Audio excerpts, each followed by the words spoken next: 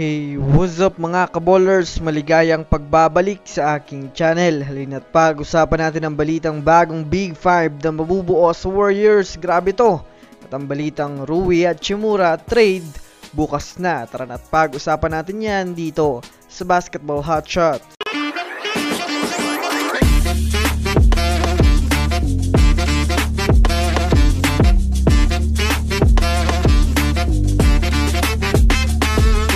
Una nga muna tayong dumako mga kaballers sa balita patungkol sa kupunan ng Los Angeles Lakers na ibalita nga po kahapon mga kaballers na ligtas na nga po ang isa sa mga pinakamainit na ititrade ng Lakers ngayong trade season.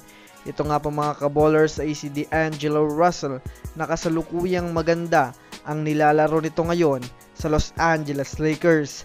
Bagamat man nga po ligtas na ang isa sa kanilang manlalaro ay desididong-desidido pa rin nga mga kaballers ang Lakers na gumawa pa ng trade move at makakuha pa ng at least dalawang bagong player bago ang trade deadline. Sa katunayan, bukas na rin naman nga po sa Lakers na i-trade na si Rui Hachimura sa ibang mga kupunan kagaya na lamang ng Miami Heat dahil na rin sa kagustuhan ng Lakers na makuha si Duncan Robinson.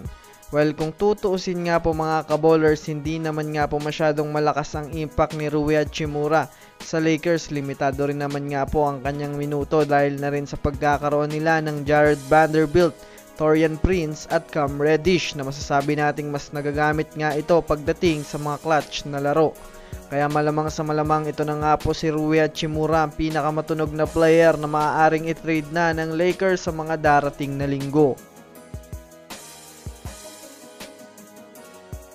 Samantala, dumako naman tayo sa pangalawang balita na pag-uusapan natin ngayon patungkol sa kupunan ng Golden State Warriors. Alam naman nga po natin mga kaballers na mainit ang balita sa pagkuha ng Warriors kay DeAndre Ayton ng Portland Trail Blazers dahil na rin sa balak nga ni Mike Dunleavy Jr. na magkaroon na ng improvement ang kanilang frontcourt bago matapos ang trade deadline. Kung titignan rin naman nga natin mga kaballers ng mabuti, hindi na rin naman nga po napapakinabangan ng ilan sa kanilang mga big man dahil na rin sa mas maganda pa nga po ang nilalaro ng kanilang mga power forward. Gaya na lamang mga kaballers ni Kevon Looney na nasasapawan na ng mga baguhan at mahina na rin ang pinapakitang performance nito sa ngayon sa Warriors. Kaya ito na rin nga po mga kaballers ang posibleng magtulak sa general manager ng Warriors na kumuha na ng panibagong sentro na magdadala sa Warriors ng malakas na impact sa team.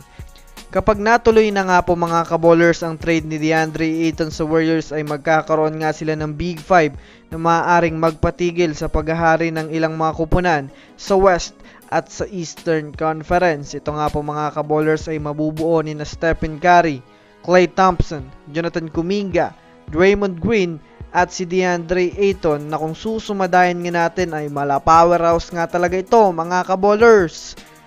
So yun lamang mga kaballers ang ating pag-uusapan sa ngayon. Pindutin ang subscribe and hit nyo na rin ang notification bell para sa mga susunod na updates sa mundo ng basketball. Again, this is Basketball Hotshots. Thanks for watching.